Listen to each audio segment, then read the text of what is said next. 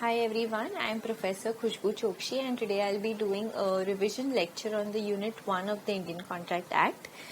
So to begin with, what is the agreement, what is the contract? When you make an offer, when you make a proposal to someone and that person accepts it, then it is said that you have entered into an agreement. So if I ask Mr. B, do you mind, spending your rest of your life with me, and he says yes, I don't mind doing that, then we have entered into an agreement where we are dating each other. Now will that agreement also be called as a contract?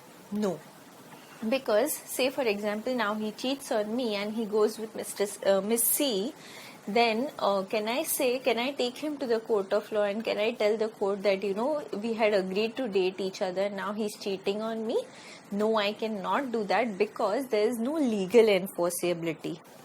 So a contract comes into picture only when an agreement has a legal enforceability. So a contract is something which is agreement plus legal enforceability. If the agreement does not have legal enforceability, it's not called a contract.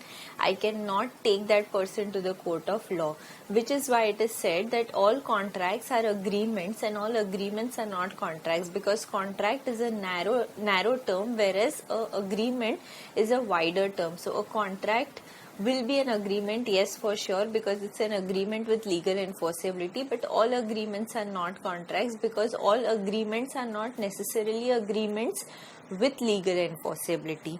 Now, coming to the essentials of a valid contract, what are the things which are required for a contract to be called as a valid contract, a contract which can be taken to the court of law? So that is covered under section 10 of the Indian Contract Act, which is again studied in detail in the unit 3 of the Indian Contract Act, which we'll do later. But what are the essentials of a valid contract? The essentials of a valid contract, first thing which is required for a contract is an agreement. Only when an agreement has a legal enforceability will it be called a contract. So agreement is something which is very, very essential for a valid contract. Then the second thing is we need free consent. So when I make an offer and the other person is accepting the offer, both of us are doing that particular act. So I am making an offer. That act is an act which is given by free consent. Like I am not forced to make an offer, no one's threatening me to make an offer. So free consent is something which is very, very essential for entering into a valid contract. Similarly, when I tell Mr. B that do you want to buy my car for rupees 2 lakhs, so when I'm making that offer for 2 lakhs, it's a offer which I have made out of free will. It is my willingness to make an offer to Mr. B to buy the car, and when Mr. B tells me that yes, I do wish to buy the car, he should be having free consent. He should be willing to actually buy the car. It's not that he's buying the car because someone else is forcing him to do it, or our relationship is such where I am dominating him to buy the car. So when both the parties act out of their free will, it's called free consent. We'll study this again in detail, but free consent is a consent which is not given by coercion, that is threatening or committing to threatening or committing an act which is forbidden under the Indian Penal Code. Then you have undue influence, where the relationship between the parties is such that one person has the power to influence the will of the other person. Then it should not be caused by fraud. Obviously, if you're doing anything fraudulently with an intent to cheat someone or deceive someone, that will be called as a fraudulent activity. Then misrepresentation, where you make a statement which is not true but which you believe to be true. You don't have an intent to cheat someone, but the statement you have made is an incorrect statement which is making that other person to enter into a contract with you or with some third party. And then there's a mistake where I say something else and the other person is understanding something else. So free consent is a consent which is not caused by coercion, undue influence, fraud, misrepresentation or mistake. If any of the 5 are existing, then it will not be a valid contract because it is not caused by free consent.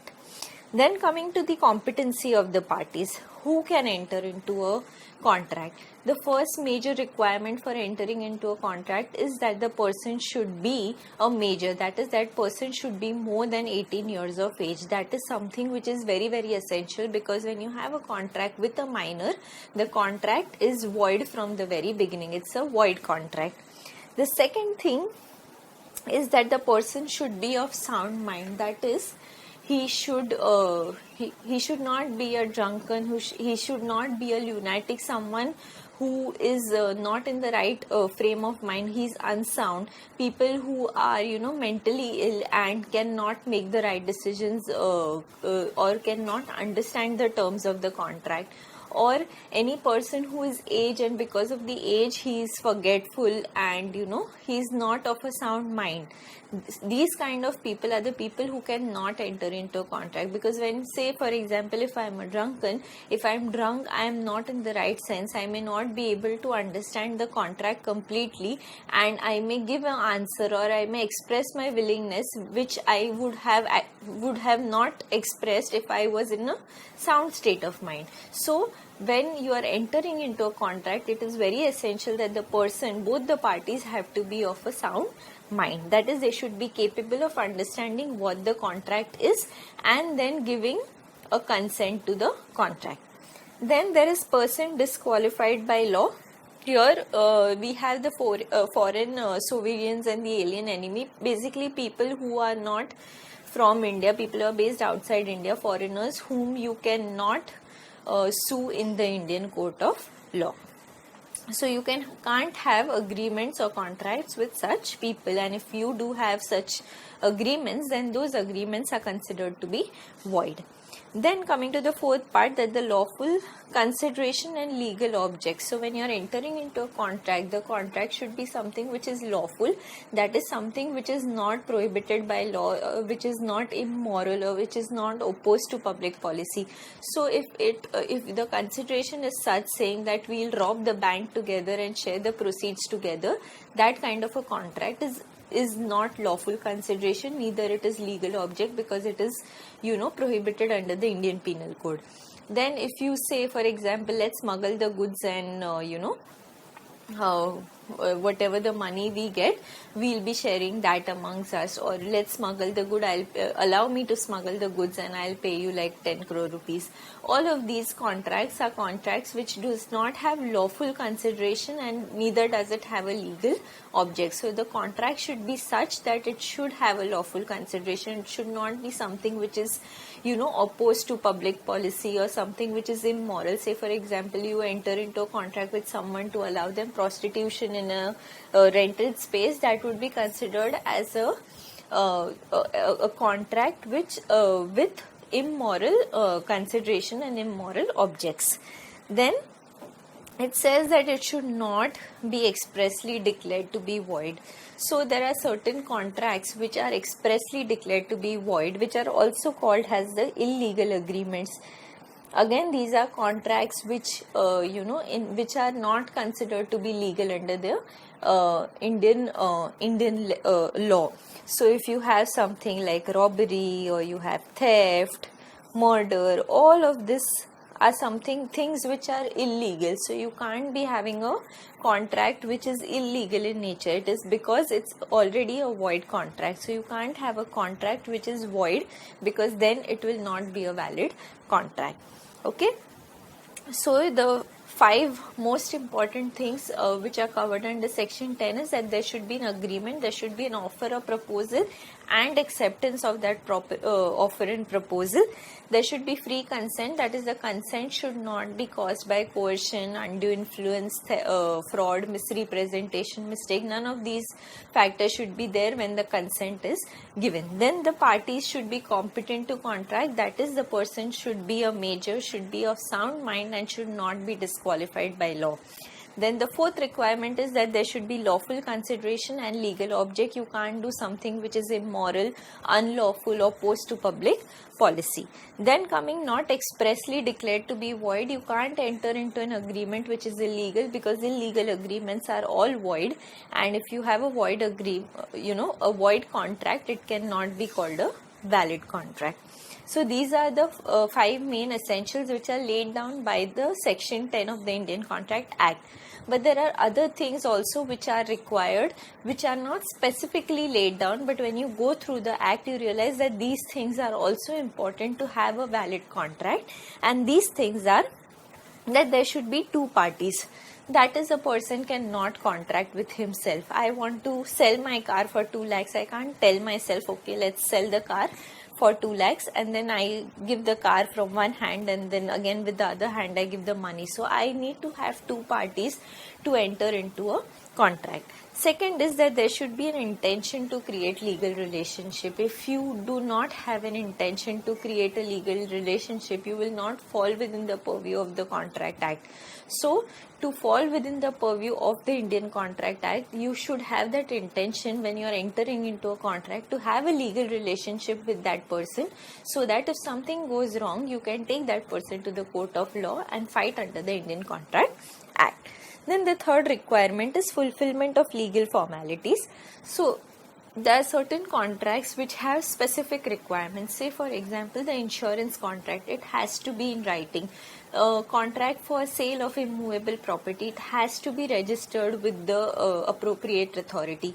So those legal formalities which are required under that particular act has to be complied with, and every contract is of a different nature. So whatever are the legal formalities required for that particular contract, it has to be complied with.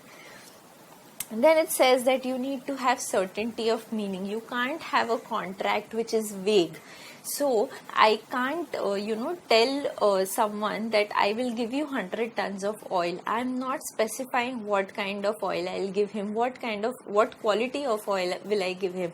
So when you are entering into a contract, the terms of the contract have to be certain. They have to be very, very clear. You can't have vague terms of contract. Both the parties should know what each of the parties have to do under the contract.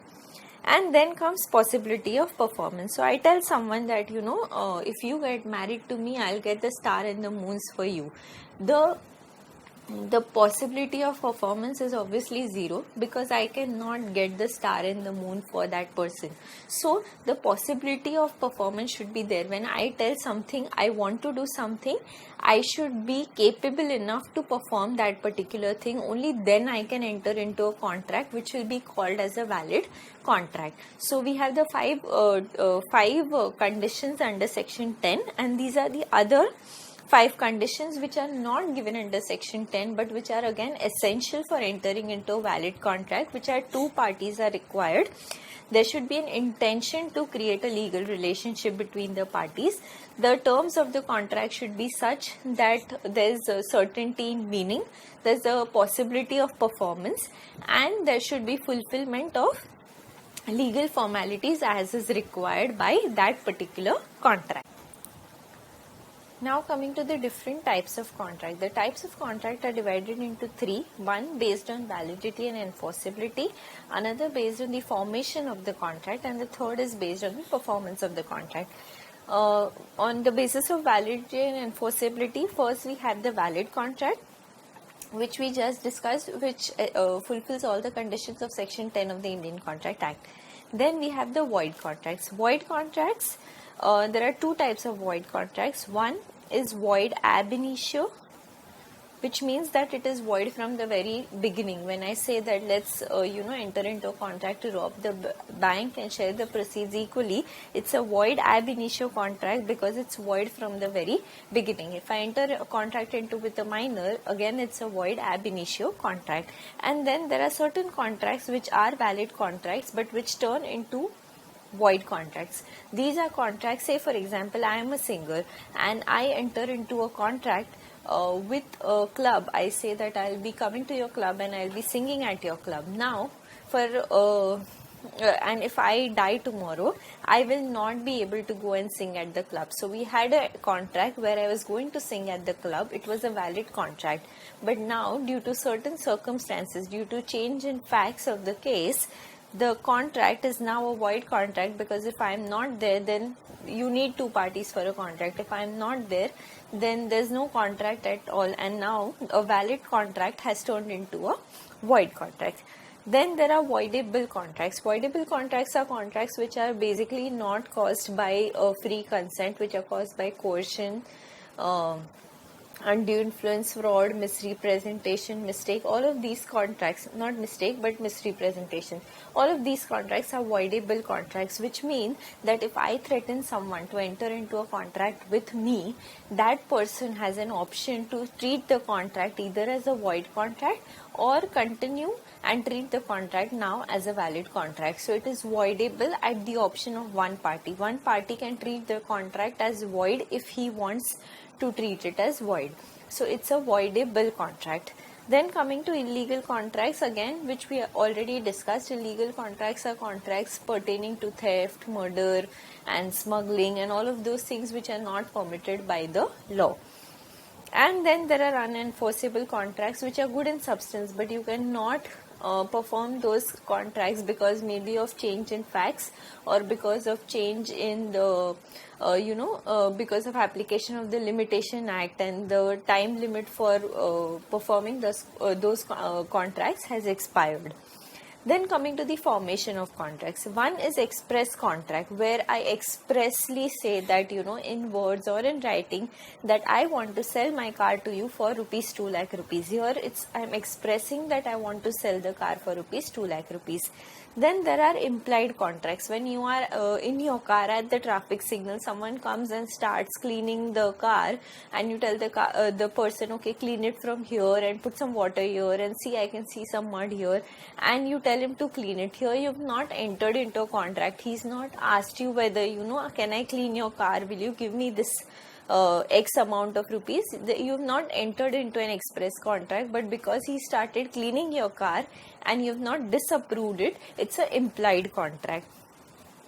Then there's a quasi contract. These are contracts which are not contracts by the very nature, but there are certain circumstances which results into the a contract. So for example, if I had to pay someone 10,000 rupees, by mistake I pay 1 lakh rupees, I add one more zero and I by mistake transfer him 1 lakh rupee.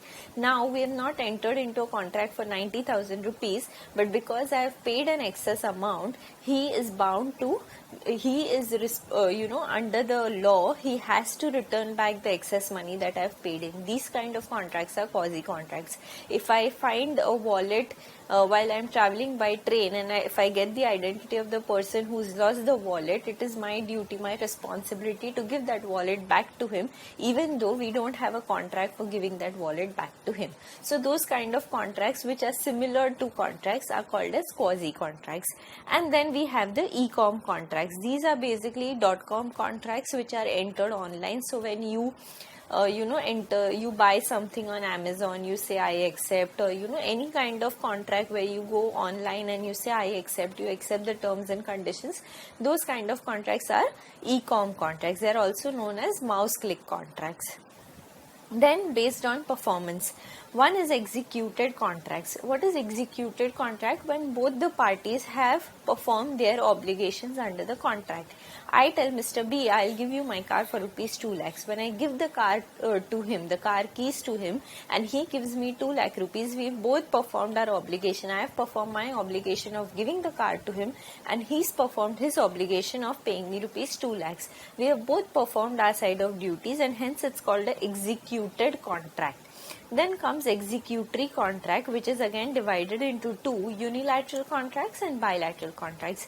Executory contracts are contracts where one person has performed his part of the duty and the other person is pending to perform his part of duty, or where the contract has been entered into but both have not yet performed their obligations under the contract. So if I give the car keys to him and he tells me I'll pay you the money tomorrow, then I have performed my part of the contract where I've given the car keys to him, but he's yet to perform his part of the contract of giving me the money.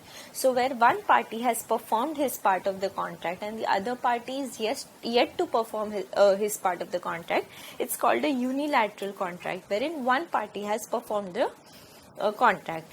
In the bilateral contract, I tell him tomorrow I'll give you my car, tomorrow I'll give you my car and my car keys. He says, okay, then when I come tomorrow, I'll also give you cash of rupees 2 lakhs. Here we have both not performed our part of the obligation under the act, and hence it's called a bilateral contract because both the parties are pending performance. Okay, so these are the different types of contract. Now, coming to what's a proposal or offer. Basically, what is an offer? When I'm asking someone to do a particular thing. So, proposal is when one person signifies to another, will you buy my car for rupees 2 lakh? His willingness, I want to sell my car for rupees 2 lakhs. Or to do or abstain from doing anything. So I'm ready to do something for him. Say for example, if I am driving a car, I am a little reckless and I meet with an accident with another car. I tell that person that, please don't go ahead, don't go to the court of law. I'll give you 5,000 rupees, which are the cost of damages, and please don't sue me. Here I am entering into a contract to abstain from doing something. I'm telling the person, do not go to the court. When I tell someone I'm ready to, will you buy my car for 2 lakhs, and he says yes, it's a contract to do something. When I tell someone that take 5,000 rupees, but please don't go to the court, I'm telling that person to abstain from doing something, telling him not to do something, and with a view to obtain assent. So when I'm asking him whether you will buy my car for rupees 2 lakhs, will you please not go to the court and I'll pay you rupees 5,000. I'm asking him with an intention to obtain his assent, saying that yes, I will do this. Okay, I will accept 5,000 and I will not go to the court. So I want an assent from him. So what is a proposal? That when one party is telling the other party his willingness to do or not to do something, and with a view to obtain the assent of that party. Now, what are the essentials of a valid proposal or a offer? First is the promisor and promisee. Again, there has to be two parties. One person promisor and the other person is the promisee. There should be willingness to do something or not do something. I'm ready to sell my car. Okay, I'm ready to take 5,000 and not file a case against you. There is willingness between the parties to do or not to do something. So, offer can be positive or negative. When I tell him, don't do this and take the money, it's a negative offer.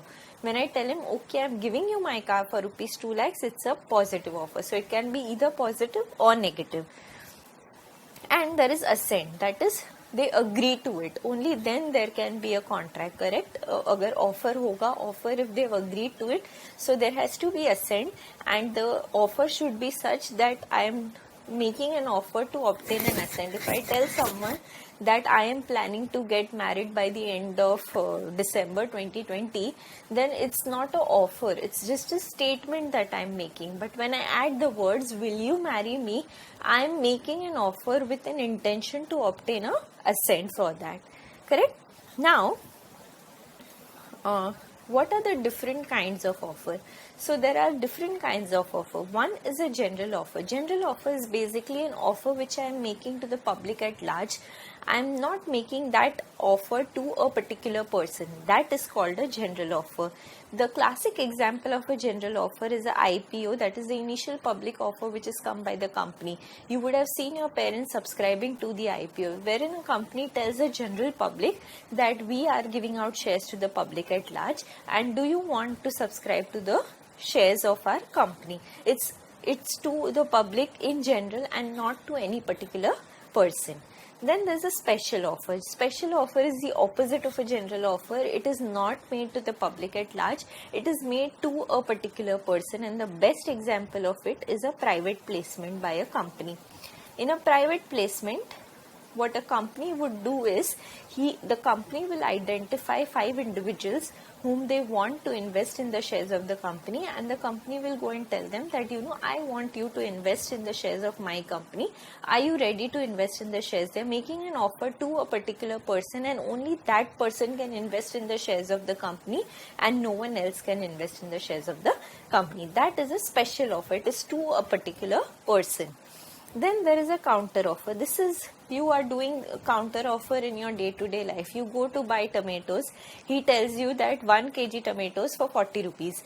You tell him that, Bhaiya, give it to me for 35 rupees. You are making a counter offer here. So counter offer is when someone makes an offer and the other party, instead of accepting the offer, makes a counter offer. Okay? Then you have a cross offer. Cross offer is what? Basically both the parties are making an offer to each other without knowing that they have already received some offer from the same party. So if I tell Mr. B, I send an email to Mr. B saying, will you buy my car for rupees 2 lakh rupees? And Mr. B has WhatsApp me saying that I am ready to buy your car for rupees 2 lakhs. Here we are both making an offer to each other without knowing that he has sent me a WhatsApp and he doesn't know I have sent him an email. This is cross offer, where we are making the same offer to each other but we don't know about each other's offer. Always remember, a cross offer will never amount to acceptance. Even if both have made the same offer, it will still not amount to acceptance, because both of them are offering. None of them has said that I accept it, correct? So it does not amount to acceptance. And there is a standing offer, which is standing offer in the sense that the offer is open for a not indefinite period of time, but for a very long period of time. So if I ask Mr. B that, do you want to spend the rest of your life with me? He said, I need time to think. So I tell him that, take as much time as you want, I'll keep waiting for you. This is a standing offer. It does not mean that he can accept the offer at any point of time. He has to accept the offer if he wants to accept it within a reasonable time. What is reasonable time has not been defined anywhere in law. Reasonable time depends upon the facts and circumstances of the case. So if he comes to me after 15 years and tells me that, you had asked me 15 years ago that, do you want to marry me? Today I tell you yes. I'll tell him, boss, I am already married. I have 2 kids. I don't want to get married now. So it has to be accepted within a reasonable period of time. So these are the different kinds of offer. General offer made to public at large. Special offer made to a particular person. Counter offer, when you go to buy vegetables, you make a counter offer to get something. Cross offer, where you make offer but you don't know the offer which has already been received from that same person. And standing offer, which is open for a reasonable period of time. Then what are the essentials of a valid offer? What are the things which are required for a valid offer? First is, it should be capable of creating legal relationship. If it does not create a legal relationship, we are not going to study it under the Indian Contract Act, because it will not fall within the purview of the Contract Act. It will not fall within the purview of the courts. So offer should be such that it should be able to create a legal relationship. Then it should be certain, definite and not vague. When I am making an offer, the other person should exactly know what I am offering, and he should be exactly able to accept what I am offering. So if I am telling him I am going to give you 100 tons of oil for rupees 1 lakh, I am exactly telling him that 100 tons of coconut oil of this quality, I'll be giving it to you for rupees 1 lakh. So my offer has to be certain. My terms of offer have to be clear and definite. It should not be vague or confusing where the other party does not know what I am trying to say. Third, it should be communicated to the offeree. If I have not communicated to the offeree, then it's no offer at all, right? I have to tell that person to whom I am making the offer that, okay, this is the offer which I am making. It should be made with a view to obtaining assent. So when I am making an offer, I am making it with a view to obtaining a yes or an answer from that person. Will you marry me? Yes. Do you want to buy the car? Yes. So I have to make an offer in a way that I get a response from that person. It may be conditional. So if a person says that, okay, I am ready to give you my car for rupees 2 lakhs, but my only condition is that you will make the entire payment by way of check only, and I will not accept cash. It is a valid offer because it's a condition which has been attached to the offer. So the person who is accepting the offer will accept the offer along with the condition. and it should not contain a term that non-compliance would amount to acceptance. So I tell him that you will have to tell me by tomorrow evening 6 p.m. whether you want to buy my car for rupees 2 lakhs. If you do not respond to my request, I will assume you are buying my car. That cannot form part of the contract. When a person is accepting the offer, he will communicate it to the person who is making the offer. Only because that person has not he's not got back saying whether he wants to buy the car or not, does not mean that he has accepted the offer. Then the offer may be specific or general, so it may be made to the public at large or it may be to a particular person. So if Mr. A has lost his kid, he puts an ad in the newspaper saying that whoever finds my kid will get 1 lakh rupees. It's a general offer, and anyone who finds the kid can get the kid back and get the 1 lakh rupees. Or it may be a specific offer where I tell a certain section of people that if you do this particular thing, then I'll be able to, like a private placement, whether you want to buy the shares in my company, I'm making offer to that particular person only. Then offer is different from an invitation to offer. So when the company is making an initial public offer, it's only an invitation to offer. He's not making an offer, it's just saying that I am allowing general public to buy shares of my company. It's an invitation to offer. Now if I want to actually go and buy the shares, I'll make a request saying that okay, I offer to buy your shares, and the company will then accept it. So offer and an invitation to offer are two different things. Similarly, a statement of price is not an offer. So when you are going shopping and you see all banners saying 50% off, 80% off, it's just a statement of price. It is not an offer saying that do you want to buy it for 50% or do you want to buy it for 80%. You go there, you see the clothes, if you like it, you make an offer, I want to buy it, and they accept it.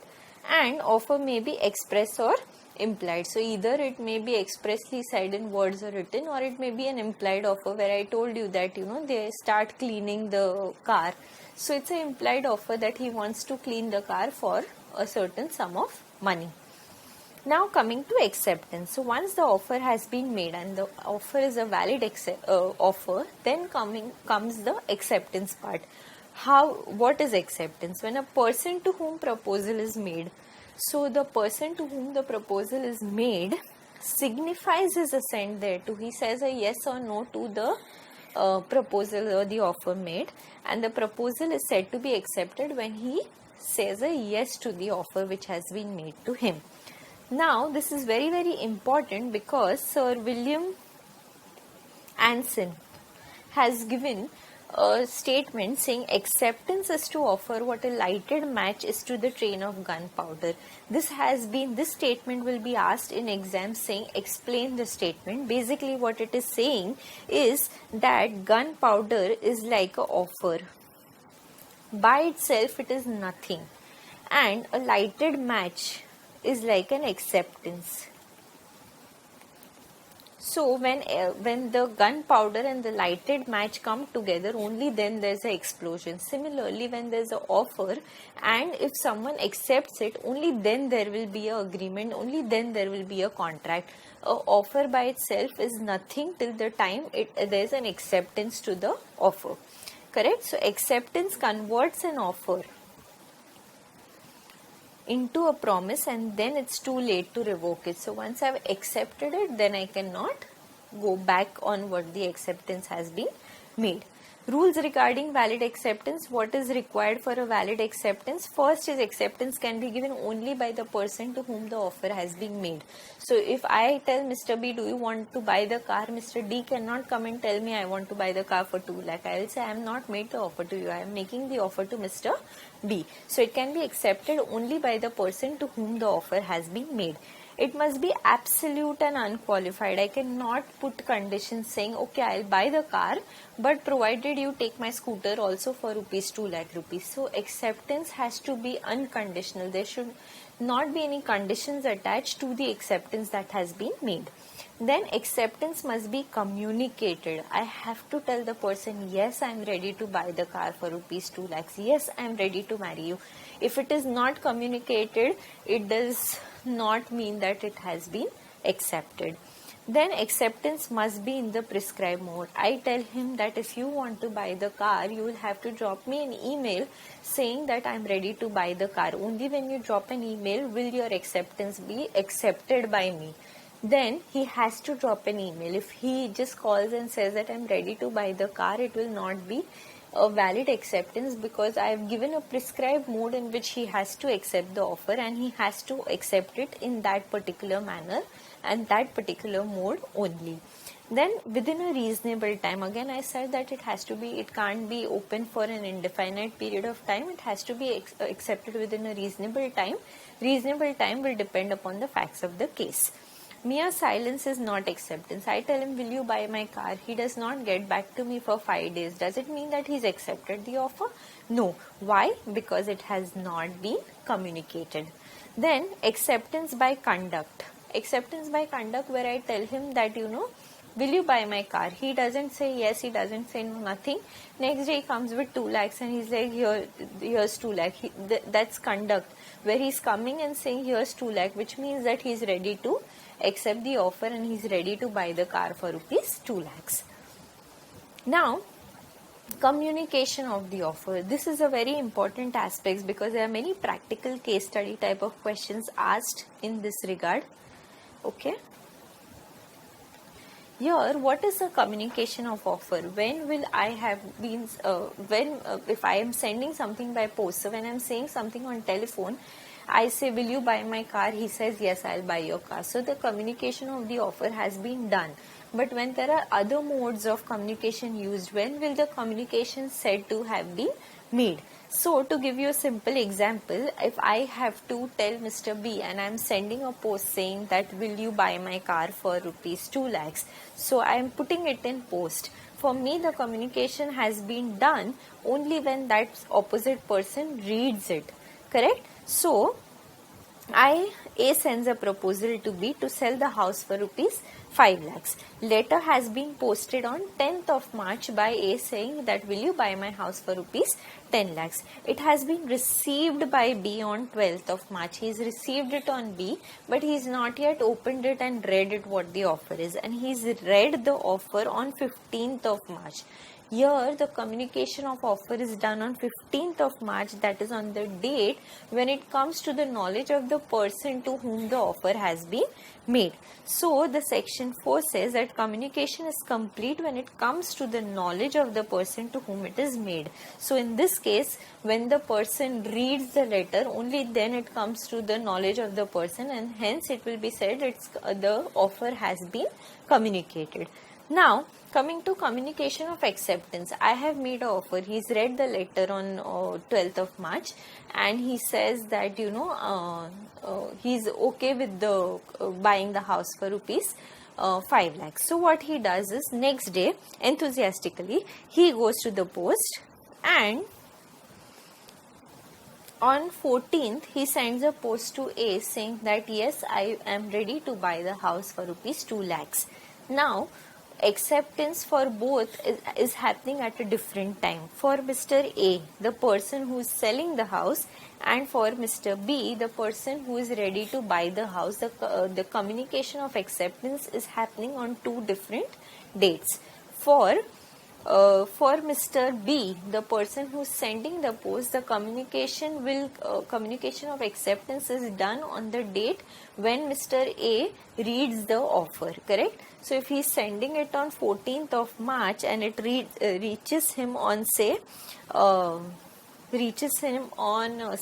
16th of March, then for him the communication of acceptance has happened on 16th of March. Correct? Because that is the date when it comes to the knowledge of the person to whom the acceptance has been made. But for Mr. A, the person who has made the offer, the acceptance is done on 14th of March. That is when it is not within the where Mr. B cannot change it. So once Mr. B puts the post in the post office, he can now not recall it. So for Mr. A, the acceptance has happened on 14th when he cannot recall the acceptance that has been done. But for Mr. B, the acceptance has happened on 16th of March, that is on the date when Mr. A opens and reads the offer acceptance saying, okay, I accept the offer. Correct?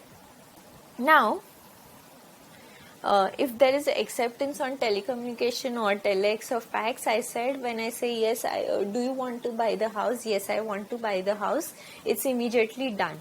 But if there is any disturbance in line, then you have to call back again and then you have to accept the offer. So if there is any disturbance in line, then it's not a valid contract. It will be only valid if it's again communicated and again accepted. Then communication of special conditions. So sometimes when you go for a movie ticket and you get a discount voucher, or when you go to Shoppers Stop and you get those discount vouchers, there are certain conditions which are written at the end of the on the back of the coupon saying, so if they tell you that you will get a 50% discount on Shoppers Stop purchases, but when you actually go back and read the conditions, it will say that 50% off provided you make a minimum shopping of rupees 5,000. So these are special conditions which are communicated. So when you enter into an agreement with a movie theater or a Shoppers Stop, or any such kind of things with the railways, where the conditions are mentioned behind the ticket and it has been mentioned in very fine print, then once you buy the ticket and once you are in possession of that ticket which has all those conditions mentioned, it is assumed that you have read those conditions and accepted those conditions. Correct?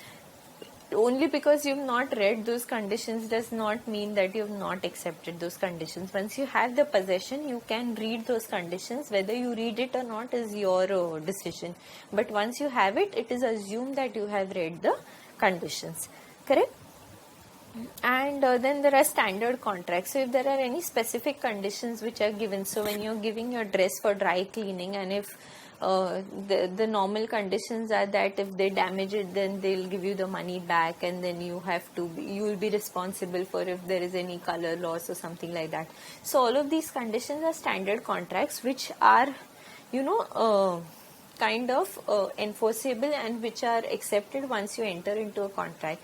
But if there are any specific conditions which have not been clearly communicated, then those conditions cannot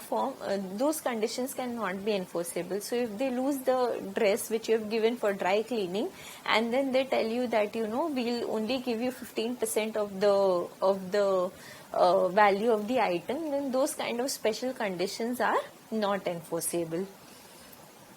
Then coming to communication of performance. What is communication of performance? So I have made an offer and I have the other person has accepted it. Performance is when I actually perform my part of the obligation and give it to the other person. So for the acceptor it's different, and for the proposer it's different. For the acceptor, it is when it comes to the knowledge of the proposer. So once the acceptor has said that okay, I am going to stitch a dress for you, and I send a post saying that the dress is ready and the performance has been done. So when it comes to the knowledge of the proposer, that is the time when the communication of performance is complete. But for the proposer, it is complete when this acceptor puts it in by way of post. Once he's posted that the dress is ready and my side of the performance is complete, that is the time communication has happened for the proposer. So again, like how we had it in acceptance, the same thing we have it in performance also, that it is different for the proposer and the person who is accepting, that is the acceptor. Now coming to revocation of offer and acceptance. When can I revoke the offer which I have made, or when can I revoke the acceptance which I have given? As against the person who is revoking it. So if I say that I have made this offer, but now I don't want to sell my car to him for rupees 2 lakh, I want to revoke my offer. When can I revoke it? Before communication is done, when I put it in the course of transmission. So I send out a letter to him saying that I want to revoke the offer I have made.